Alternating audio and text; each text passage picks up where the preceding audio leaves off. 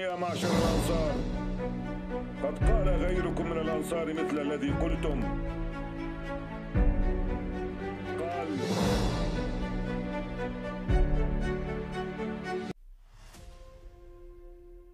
Khalifah kedua Sayyidina Umar bin Khattab radhiyallahu an adalah sosok sahabat Nabi yang patut diteladani. Rasulullah Shallallahu Alaihi Wasallam menjuluki beliau Al-Faruq, yang berarti orang yang bisa memisahkan antara kebenaran dan kebatilan. Gambaran fisik Umar adalah laki-laki berkulit coklat, kedua tangannya aktif sehingga dapat melakukan pekerjaan dengan kedua tangannya. Memiliki tubuh yang kuat, tinggi besar, tinggi badannya jauh di atas rata-rata. Jika berada di kerumunan, dia nampak seolah sedang menunggangi sesuatu. Dia tidak pernah memiliki rasa takut, termasuk pada makhluk kasat mata sekelas setan. Namun sebaliknya, setan yang segan jika bertemu Umar. Dikisahkan dalam sebuah hadis Nabi bahwa setan atau jin saja takut ketika melihat Umar. Bahkan ketika berpapasan dalam sebuah jalan yang akan dilalui Umar, setan memilih jalan lain untuk menghindar.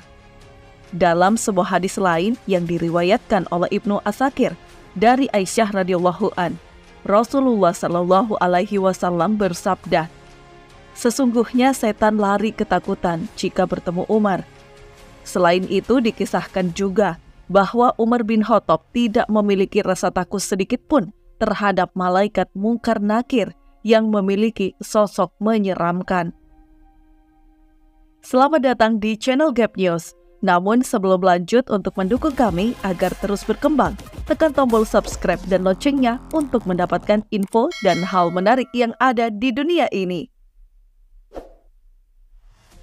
Saat berusia 27 tahun, Umar bin Khattab pernah berniat untuk membunuh Rasulullah Shallallahu Alaihi Wasallam karena dianggap telah memecah belah bangsa Arab dan pencetus peperangan akibat dakwahnya.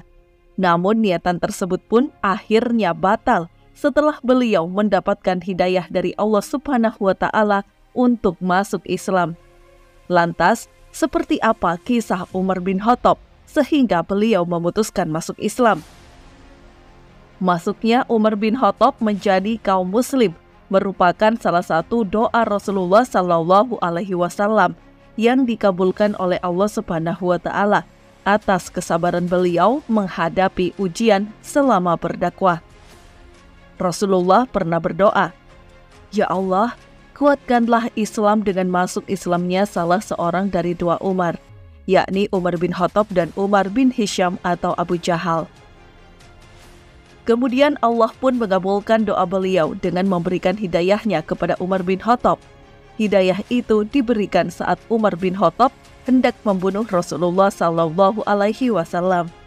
Saat itu, beliau diberitahu oleh seorang sahabat Rasulullah, Nu'aim bin Abdillah, bahwa adiknya yaitu Fatimah telah memeluk agama Islam.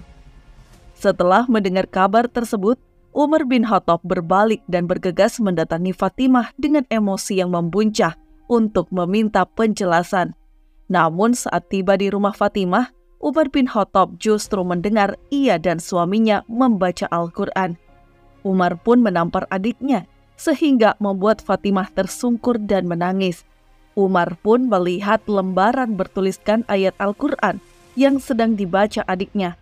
Beliau pun merasa tersentuh dengan ayat Al-Quran itu, bahkan hingga membuat tubuhnya gemetar.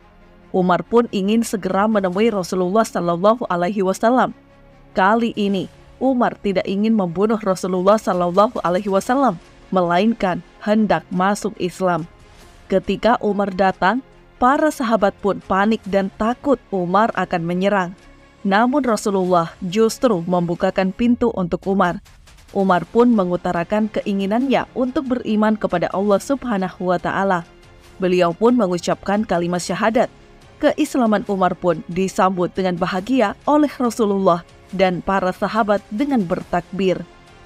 Setelah masuk Islam, Umar memberi saran kepada Rasulullah agar tidak lagi menyebarkan Islam secara sembunyi-sembunyi. Sejak saat itu, Nabi Muhammad SAW dan para sahabat mulai berdakwah dengan terang-terangan. Pengikut Rasulullah Shallallahu Alaihi Wasallam pun semakin berkembang. Di balik keberhasilannya menjabat khalifah sekaligus Amirul Mukminin, Sayyidina Umar memiliki karomah yang luar biasa. Ketika Sungai Nil tidak mengalir, penduduk Mesir melakukan ritual jahiliyah dengan melemparkan seorang perawan ke dalam sungai tersebut setiap tahunnya. Penduduk Mesir melaporkan hal itu kepada Amir bin As yang saat itu menjabat gubernur Mesir. Kemudian Amir bin As berkata kepada mereka, sesungguhnya hal ini tidak boleh dilakukan karena Islam telah menghapus tradisi tersebut. Kala itu penduduk Mesir mengalami penderitaan selama 3 bulan karena mengeringnya Sungai Nil.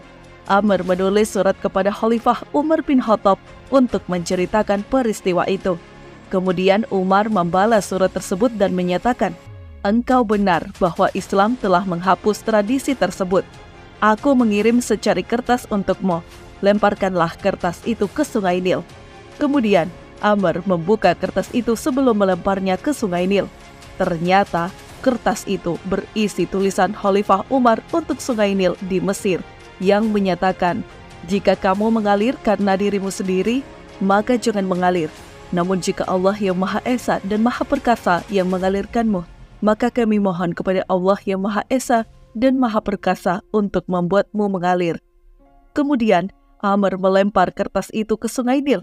Sementara itu penduduk Mesir telah bersiap-siap untuk pindah meninggalkan Mesir. Pagi harinya, Allah Ta'ala mengalirkan Sungai Nil 16 hasta dalam semalam. Dalam kitab Al-Syamil, Imain Al-Haramain menceritakan karomah Umar ketika terjadi gempa bumi pada masa pemerintahannya. Ketika itu, Umar mengucapkan pujian dan sanjungan kepada Allah, padahal bumi bergoncang begitu menakutkan. Kemudian Umar memukul bumi dengan kantong tempat susu sambil berkata, tenanglah wahai bumi, bukankah aku telah berlaku adil kepadamu? Bumi kembali tenang saat itu juga. Menurut Imam Al-Haramain, pada hakikatnya Umar adalah Amirul Mukminin secara lahir dan batin juga sebagai khalifah Allah bagi buminya dan bagi penduduk buminya. Sehingga Umar mampu memerintahkan dan menghentikan gerakan bumi, sebagaimana ia menegur kesalahan-kesalahan penduduk bumi. Menjelang hari kematiannya, Umar bin Khattab menyadari bahwa kondisinya semakin lemah dan sudah tua. Beliau pun berdoa kepada Allah Subhanahu wa Ta'ala agar diberikan kesyahidan dan Allah pun mengabulkan doanya. Kejadian itu bermula sebelum matahari terbit hari Rabu tanggal 4 Zulhijjah tahun ke-23 Hijriah. Umar keluar dari rumahnya hendak mengimami sholat subuh. Beliau menunjuk beberapa orang di masjid untuk mengatur syaf sebelum sholat. Baru saja akan memulai niat sholat dan hendak bertakbir, tiba-tiba Abu Lu'lu'ah muncul di hadapan Umar dan menikamnya sebanyak 3 hingga 6 kali. Beliau yang merasakan panas senjata itu di dalam dirinya, menoleh kepada jemaah dan memerintahkan mereka untuk mengejar Abu Lu'lu'ah. Abu Lu'lu'ah menikam jemaah yang hendak menangkapnya. Akibatnya, 6 orang terbunuh. Setelah itu, ia pun melakukan aksi bunuh diri. Tikaman yang dilakukan Abu Lu'lu'ah mengenai bawah pusar Umar bin Khattab dan menyebabkan putusnya lapisan kulit bagian dalam dan usus lambungnya. Beliau pun tidak bisa berdiri karena rasa perih dari tikaman itu, hingga akhirnya beliau terhempas jatuh. Abdurrahman bin Auf pun segera menggantikan beliau mengimami sholat. Setelah kejadian itu, Umar bin Khattab dibawa pulang ke rumahnya dengan kondisi tak sadarkan diri dan darah yang terus mengalir dari tubuhnya. Para sahabat pun mencoba membangunkan beliau dengan waktu sholat yang diingatkan kepadanya. Beliau pun akhirnya terbangun dan segera melaksanakan sholat. Setelah selesai, beliau bertanya siapa orang yang telah menikamnya. Para sahabat pun menjawab, dan setelah itu Umar bin Khattab merasa bersyukur bahwa ia dibunuh bukan oleh orang yang beriman, melainkan orang yang bahkan tak bersujud kepada Allah Subhanahu wa Ta'ala. Tak lama setelah itu, beliau meninggal dunia. Setelah wafat, jabatan khalifah dipegang oleh Utsman bin Affan. Umar bin Khattab merupakan sahabat setia Rasulullah Sallallahu Alaihi Wasallam yang menjadi Khulafaur Rasyidin kedua setelah Abu Bakar. Sebelum masuk Islam, Umar bin Khattab merupakan seseorang yang dihormati sekaligus ditakuti oleh masyarakat Quraisy. Beliau juga dikenal sebagai pemuda yang kejam, bengis, dan berani.